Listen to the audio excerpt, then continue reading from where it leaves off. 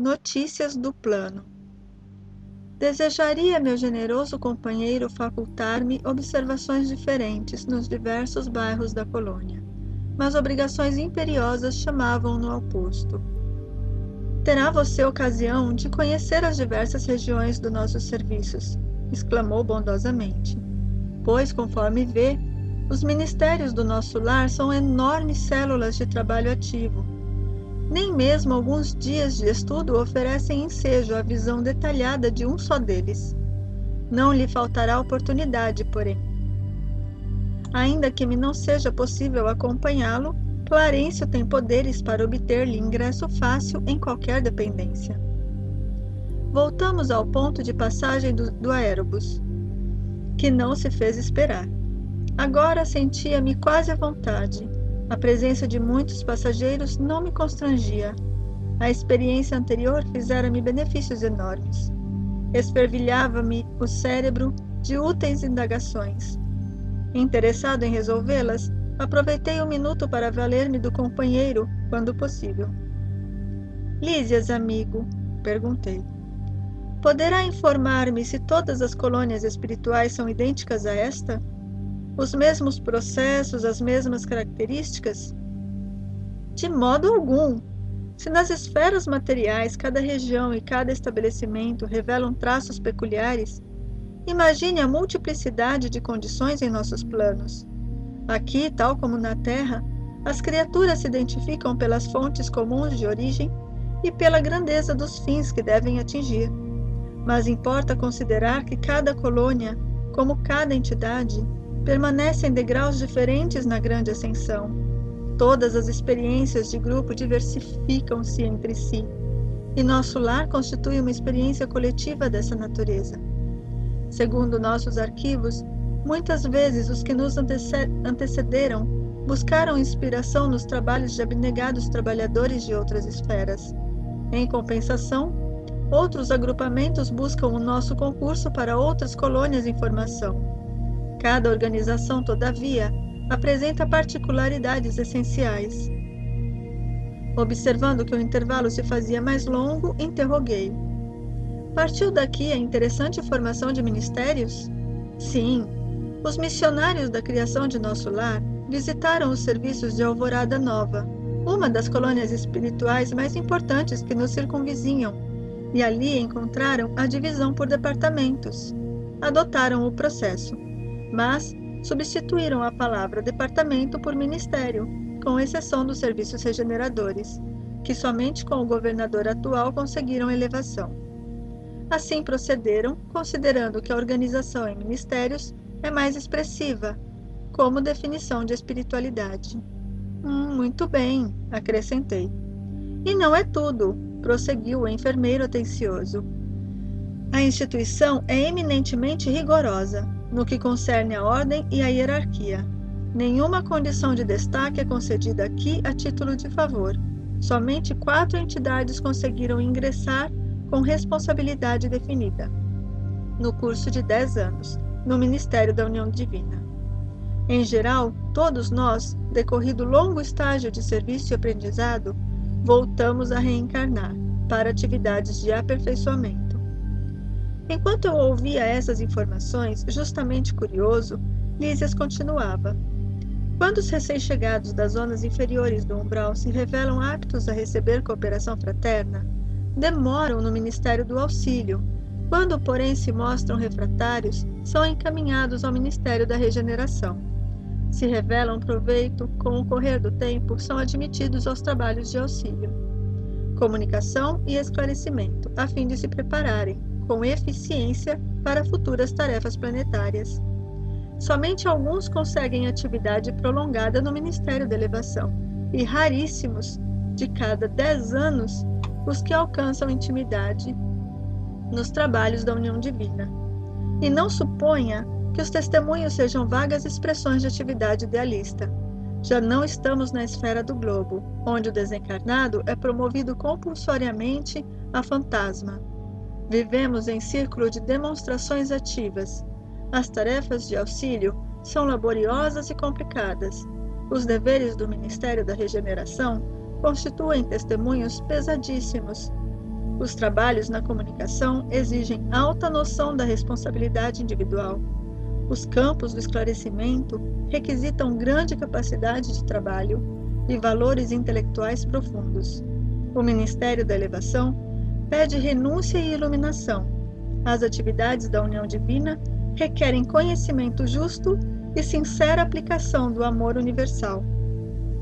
A governadoria, por sua vez, é sede movimentada de todos os assuntos administrativos, numerosos serviços de controle direto, como, por exemplo, o de alimentação, distribuição de energias elétricas, trânsito, transporte e outros. Aqui, em verdade, a lei do descanso é rigorosamente observada, para que determinados servidores não fiquem mais sobrecarregados que outros, mas a lei do trabalho é também rigorosamente cumprida. No que concerne ao repouso, a única exceção é o próprio governador, que nunca aproveita o que lhe toca nesse terreno. Mas nunca se ausenta ele do palácio? Interroguei. Somente nas ocasiões que o bem público o exige. A não ser em obediência a esse imperativo, o governador vai semanalmente ao Ministério da Regeneração, que representa a zona de nosso lar, onde há maior número de perturbações, dada a sintonia de muitos dos seus abrigados com os irmãos do umbral. Numerosas multidões de espíritos desviados ali se encontram recolhidas. Aproveita ele, pois, as tardes de domingo, depois de orar com a cidade no grande templo da governadoria, para cooperar com os ministros da regeneração, atendendo-lhes os difíceis problemas de trabalho. Nesse mister priva-se, às vezes, de alegrias sagradas, amparando a desorientados e sofredores. Deixara-nos o aérobus nas vizinhanças do hospital, onde me aguardava o aposento confortador. Em plena via pública, ouviam-se tal qual observara a saída pelas melodias, belas melodias atravessando o ar. Notando minha expressão indagadora, Lísias explicou fraternalmente. Essas músicas procedem das oficinas onde trabalham os habitantes de nosso lar. Após consecutivas observações, reconheceu a governadoria que a música intensifica o rendimento do serviço, em todos os setores de esforço construtivo. Desde então, ninguém trabalha em nosso lar sem esse estímulo de alegria. Nesse ínterim, porém, chegáramos à portaria. Atencioso enfermeiro adiantou-se e notificou. Irmão Lísias, chamam-no ao pavilhão da direita, para serviço urgente. O companheiro afastou-se calmo, enquanto eu me recolhia ao aposento particular, repleto de indagações íntimas. Capítulo 12. O umbral. Após receber tão valiosas elucidações, aguçava-se-me o desejo de intensificar a aquisição de conhecimentos relativos a diversos problemas que a palavra de Lísia sugeria. As referências a espíritos do umbral mordiam-me a curiosidade. A ausência de preparação religiosa no mundo dá motivo a dolorosas perturbações. Que seria o umbral? Conhecia apenas a ideia do inferno e do purgatório, através dos sermões ouvidos nas cerimônias católico-romanas a que assistira, obedecendo a preceitos protocolares. Desse umbral, porém, nunca tivera notícias. Ao primeiro encontro com o generoso visitador, minhas perguntas não se fizeram esperar. Lísias ouviu-me atencioso e replicou. Ora, pois você andou detido por lá tanto tempo e não conhece a região? Recordei os sofrimentos passados, experimentando arrepios de horror. O umbral, continuou ele solícito, começa na crosta terrestre. É a zona obscura de quantos no mundo não se resolveram a atravessar as portas dos deveres sagrados a fim de cumpri-los, demorando-se no vale da indecisão ou no pântano dos erros numerosos. Quando o espírito reencarna, promete cumprir o programa de serviços do Pai. Entretanto, ao recapitular experiências do planeta, é muito difícil fazê-lo, para só procurar o que lhe satisfaça o egoísmo. Assim é que mantidos são o mesmo ódio aos adversários e a mesma paixão pelos amigos. Mas nem o ódio é justiça, nem a paixão é amor. Tudo o que excede sem aproveitamento prejudica a economia da vida. Pois bem, Todas as multidões de desequilibrados permanecem nas regiões nevoentas que se seguem aos fluidos carnais. O dever cumprido é uma porta que atravessamos no infinito, rumo ao continente sagrado da união com o Senhor. É natural, portanto, que o homem esquivo à obrigação justa tenha essa bênção indefinidamente adiada. Notando minha dificuldade para apreender todo o conteúdo do ensinamento, com vistas à minha quase total ignorância dos princípios espirituais, Lísias procurou tornar a lição mais clara. Imagine que cada um de nós, renascendo no planeta, somos portadores de um fato sujo, para lavar no tanque da vida humana. Essa roupa imunda é o corpo causal, tecido por nossas mãos nas experiências anteriores. Compartilhando de novo as bênçãos da oportunidade terrestre, esquecemos, porém, o objetivo essencial, e ao invés de nos purificarmos pelo esforço da lavagem, manchamo-nos ainda mais, contraindo novos laços e encarcerando-nos a nós mesmos em verdadeira escravidão. Ora, se ao voltarmos ao mundo procurávamos um meio de fugir à sujidade, pelo desacordo de nossa situação com o meio elevado, como regressar a esse mesmo ambiente luminoso em piores condições? O umbral funciona, portanto, como região destinada a esgotamento de resíduos mentais, uma espécie de zona purgatorial, onde se queima a prestações o material deteriorado das ilusões que a criatura adquiriu por atacado, menosprezando o sublime ensejo de uma existência terrena. A imagem não podia ser mais clara, mais convincente. Não havia como disfarçar minha justa admiração. Compreendendo o efeito benéfico que me traziam aqueles esclarecimentos, Lísias continuou. O umbral é região de profundo interesse para quem esteja na Terra. Concentra-se aí tudo o que não tem finalidade para a vida superior. E note você que a providência divina agiu sabiamente, permitindo se criasse tal departamento em torno do planeta. Há legiões compactas de almas irresolutas e ignorantes, que não são suficientemente perversas para serem enviadas a colônias de reparação mais dolorosa, nem bastante nobres para serem conduzidas a planos de elevação. Representam fileiras de habitantes do umbral, companheiros imediatos dos homens encarnados, separados deles apenas por leis vibratórias. Não é de estranhar, portanto, que semelhantes lugares se caracterizem por grandes perturbações. Lá vivem, agrupam-se os revoltados de toda espécie. Formam igualmente núcleos invisíveis de notável poder, pela concentração das tendências e desejos gerais. Muita gente da terra não recorda que se desespera quando o carteiro não vem, quando o comboio não aparece, pois o umbral está repleto de desesperados. Por não encontrarem o Senhor à disposição dos seus caprichos, após a morte do corpo físico, e sentindo que a coroa da vida eterna é a glória intransferível dos que trabalham com o Pai, essas criaturas se revelam e demoram em mesquinhas edificações. Nosso lar tem uma sociedade espiritual, mas esses núcleos possuem infelizes, malfeitores e vagabundos de várias categorias. É zona de verdugos e vítimas, de exploradores e explorados. Valendo-me da pausa que se fizera espontânea, exclamei impressionado. Como explicar? Então não há por lá defesa, organização? Sorriu o interlocutor esclarecendo. Organização é atributo dos espíritos organizados. Que quer você? A zona inferior a que nos referimos é qual a casa, onde não há pão. Todos gritam e ninguém tem razão. O viajante distraído perde o comboio. O agricultor que não semeou não pode colher. Uma certeza, porém, posso dar-lhe.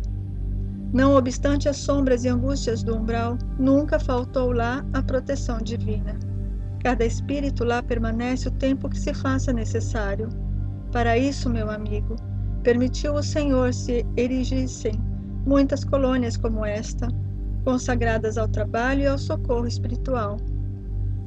Creio, então, observei, que essa esfera se mistura quase com a esfera dos homens.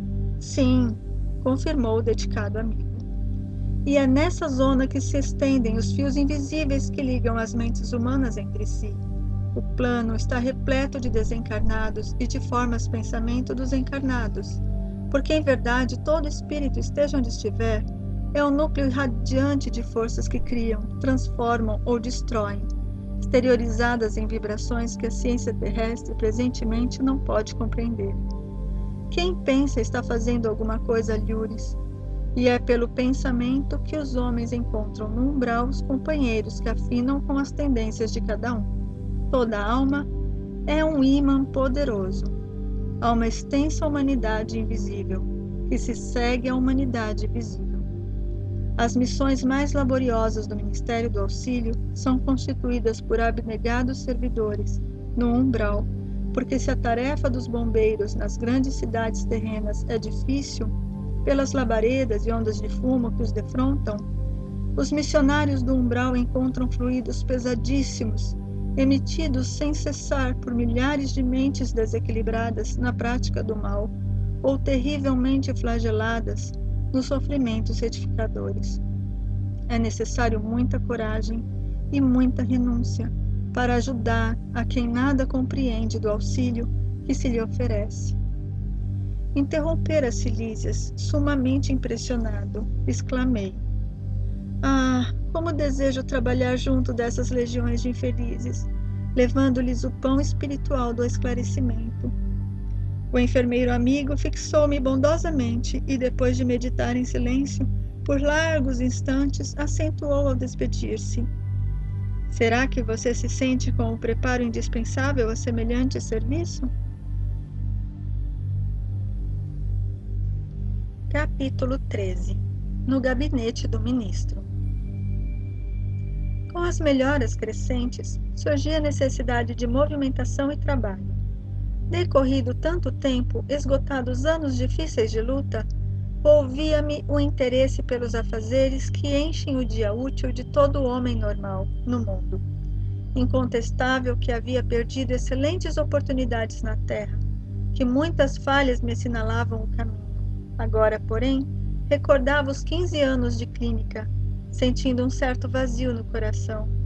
Identificava-me a mim mesmo como vigoroso agricultor em pleno campo, de mãos atadas e impossibilitado de atacar o trabalho.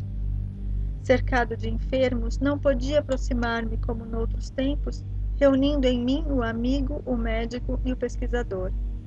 Ouvindo gemidos incessantes nos apartamentos contíguos, não me era lícito nem mesmo a função de enfermeira e colaborador nos casos de socorro urgente. Claro que não me faltava desejo. Minha posição ali, contudo, era assaz humilde para me atrever. Os médicos espirituais eram detentores de técnica diferente. No planeta, sabia que meu direito de intervir começava nos livros conhecidos e nos títulos conquistados. Mas naquele ambiente novo, a medicina começava no coração, exteriorizando-se em amor e cuidado fraternal. Qualquer enfermeiro dos mais simples em nosso lar tinha conhecimentos e possibilidades muito superiores à minha ciência. Inexequível, portanto, qualquer tentativa de trabalho espontâneo, por constituir, a meu ver, invasão de seara alheia. No apuro de tais dificuldades, Lísias era o amigo indicado às minhas confidências de irmão. Interpelado, esclareceu. Por que não pedir o socorro de Clarencio? Atendê-lo-á, por certo. Peça-lhe conselhos. Ele pergunta sempre por sua pessoa e tudo fará a seu favor. Animou-me grande esperança. Consultaria o ministro do Auxílio. Iniciando, contudo, as providências, foi informado de que o generoso benfeitor somente poderia atender na manhã seguinte no gabinete particular. Esperei ansioso o momento oportuno. No dia imediato, muito cedo, procurei o local indicado. Qual não foi, porém, minha surpresa, vendo que 3 pessoas lá estavam aguardando Clarencio em identidade de circunstâncias. O delicado ministro do Auxílio chegara muito antes de nós e atendia a assuntos mais importantes que a recepção de visitas e solicitações. Terminado o serviço urgente, começou a chamar-nos 2 a 2. Impressionou-me tal processo de audiência. Soube, porém, mais tarde, que ele aproveitava esse método para que os pareceres fornecidos a qualquer interessado servissem igualmente a outros, assim atendendo a necessidades de ordem geral, ganhando tempo e proveito. Decorridos muitos minutos, chegou minha vez. Penetrei no gabinete em companhia de uma senhora idosa, que seria ouvida em primeiro lugar por ordem de precedência. O ministro recebeu-nos cordial, deixando-nos à vontade para discorrer. Nobre Clarencio, começou a companheira desconhecida, venho pedir seus bons ofícios a favor de meus 2 filhos. Já não tolero tantas saudades, e estou informada de que ambos vivem exaustos e sobrecarregados de infortúnios no ambiente terrestre. Reconheço que os desígnios do Pai são justos e amorosos. No entanto, sou mãe, não consigo subtrair-me ao peso da angústia. E a pobre criatura se desfez ali mesmo em copioso pranto.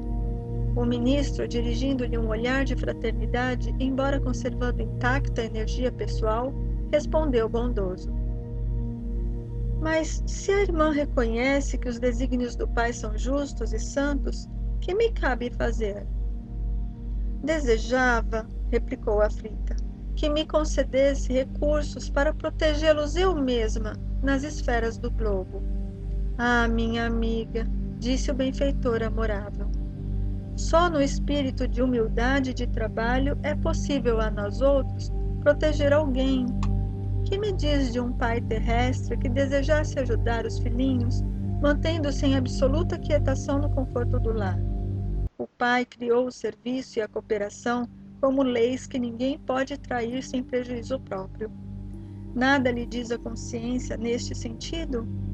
Quantos bônus hora poderá apresentar em benefício de sua pretensão? A interpelada respondeu hesitante. 304. É de lamentar, elucidou Clarencio sorrindo, pois aqui se hospeda há mais de 6 anos e apenas deu à colônia até hoje 304 horas de trabalho. Entretanto, logo que se restabeleceu das lutas sofridas em região inferior, ofereci-lhe atividade louvável na turma de vigilância, no Ministério da Comunicação. Mas aquilo por lá era serviço intolerável, atalhou a interlocutora. Uma luta incessante contra entidades malfazejas, era natural que não me adaptasse. Clarencio continuou imperturbável. Coloquei-a depois entre os irmãos da suportação, nas tarefas regeneradoras. Pior! Exclamou a senhora. Aqueles apartamentos andam repletos de pessoas imundas. Palavrões, indecências, miséria. Reconhecendo suas dificuldades, esclareceu o ministro, enviei-a a cooperar na enfermagem dos perturbados. Mas quem os tolerará, senão os santos? Inquiriu a pedinte rebelde. Fiz o possível, entretanto, aquela multidão de almas desviadas assombra qualquer. Não ficaram aí meus esforços, replicou o benfeitor sem se perturbar.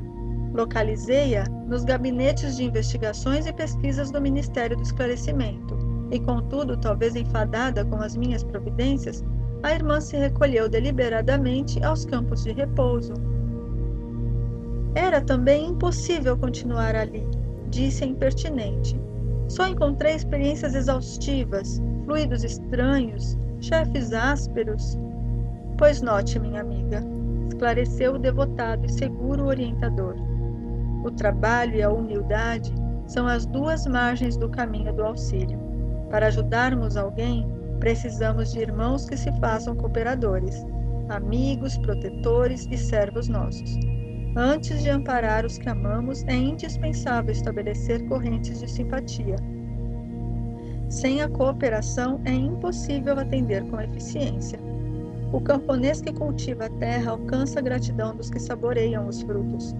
O operário que entende os chefes exigentes, executando-lhes as determinações, representa o sustentáculo do lar em que o Senhor o colocou. O servidor que obedece, construindo, conquista os superiores, companheiros e interessados no serviço, e nenhum administrador intermediário poderá ser útil aos que ama, se não souber servir e obedecer nobremente. Fira-se o coração, experimente-se a dificuldade, mas que saiba cada qual que o serviço útil pertence acima de tudo ao doador universal. Depois de pequena pausa, continuou: Que fará, pois, na terra, se não aprendeu ainda a suportar coisa alguma? Não duvido da sua dedicação aos filhos queridos, mas importa notar que haveria de comparecer por lá como mãe paralítica, incapaz de prestar socorro justo. Para que qualquer de nós alcance a alegria de auxiliar os amados, faz-se necessária a interferência de muitos a quem tenhamos ajudado por nossa vez. Os que não cooperam não recebem cooperação. Isso é da lei eterna, e se minha irmã nada acumulou de seu para dar, é justo que procure a contribuição amorosa dos outros. Mas como receber a colaboração imprescindível se ainda não semeou, nem mesmo a simples simpatia? Volte aos campos de repouso onde se abrigou ultimamente e reflita. Examinaremos depois o assunto com a devida atenção. Sentou-se a mãe inquieta, enxugando lágrimas copiosas. Em seguida, o ministro fitou-me compassivamente e falou: Aproxime-se, meu amigo. Levantei-me hesitante para conversar.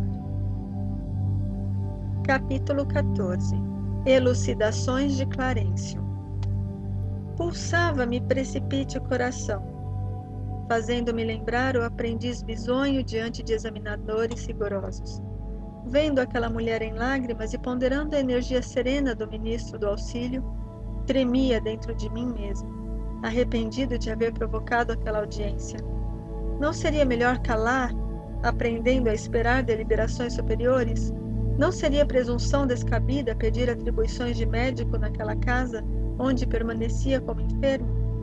A sinceridade de Clarencio para com a irmã que me antecedera despertara-me raciocínios novos. Quis desistir, renunciar ao desejo da véspera e voltar ao aposento, mas era impossível. O ministro do auxílio, como se adivinhasse meus propósitos mais íntimos, exclamou em tom firme, pronto a ouvi-lo. Ia solicitar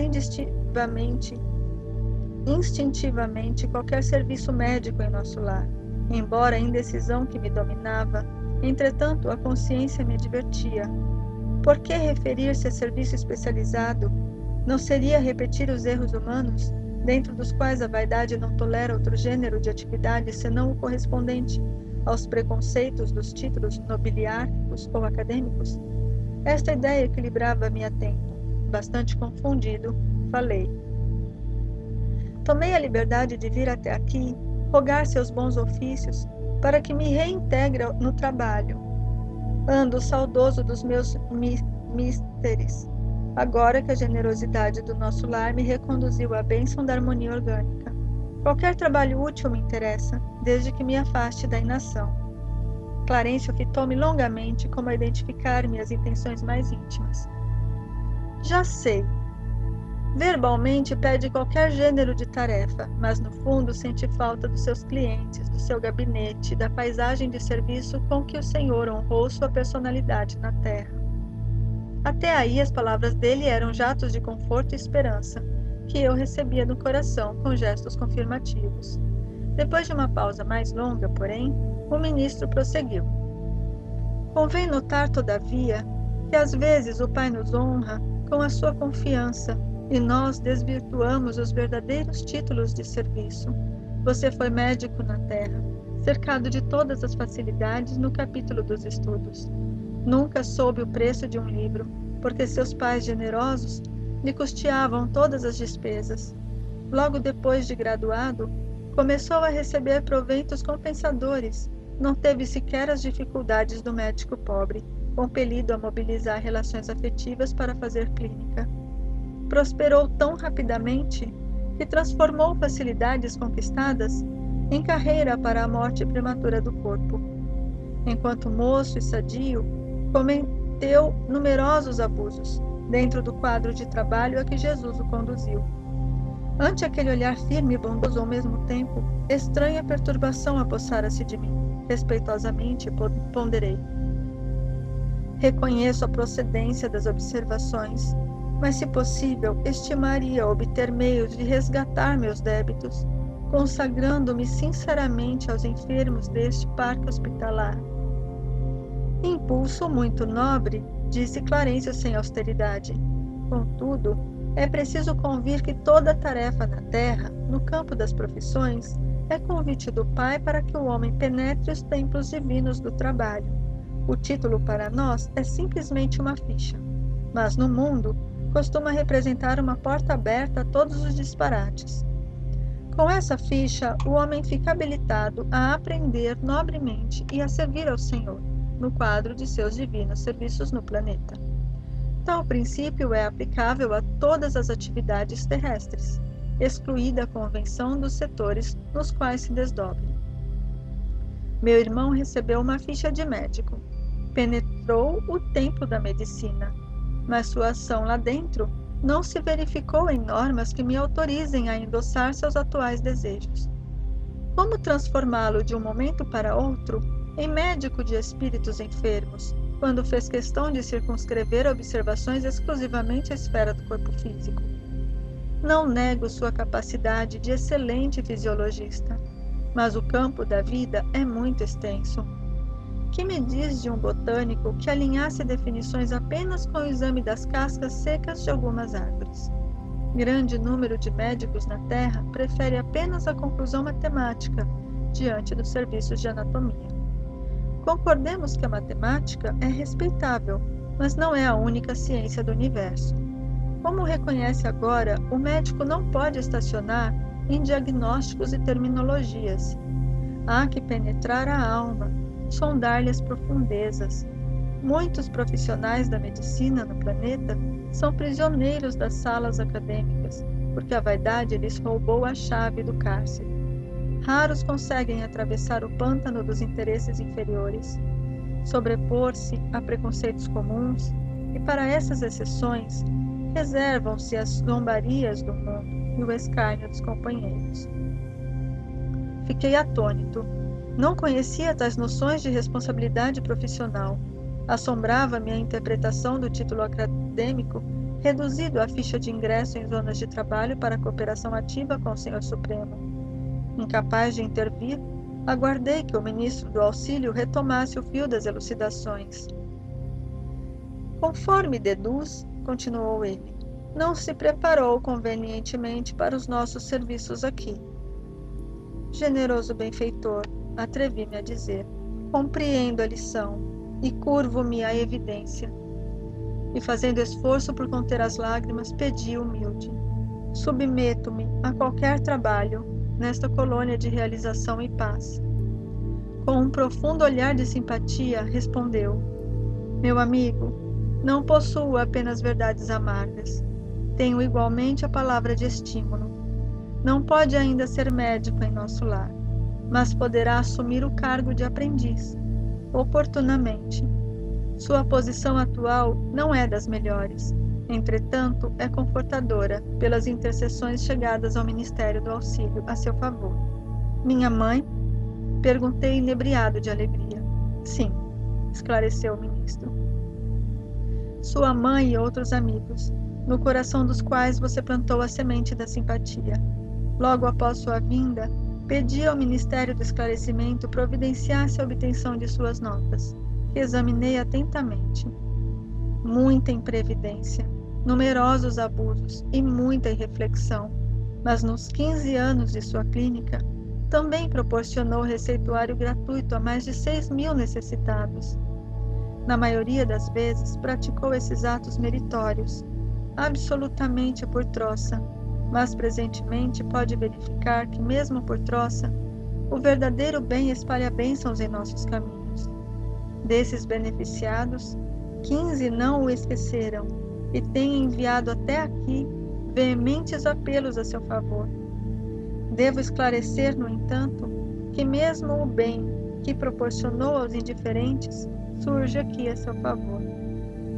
Concluindo a sorrir as elucidações surpreendentes, Clarencio acentuou: aprenderá lições novas em nosso lar e, depois de experiências úteis, cooperará eficientemente conosco, preparando-se para o futuro infinito. Sentia-me radiante. Pela primeira vez, chorei de alegria na colônia. Oh, quem poderá entender na terra semelhante júbilo? Por vezes é preciso se calhe o coração no grandiloquente silêncio divino.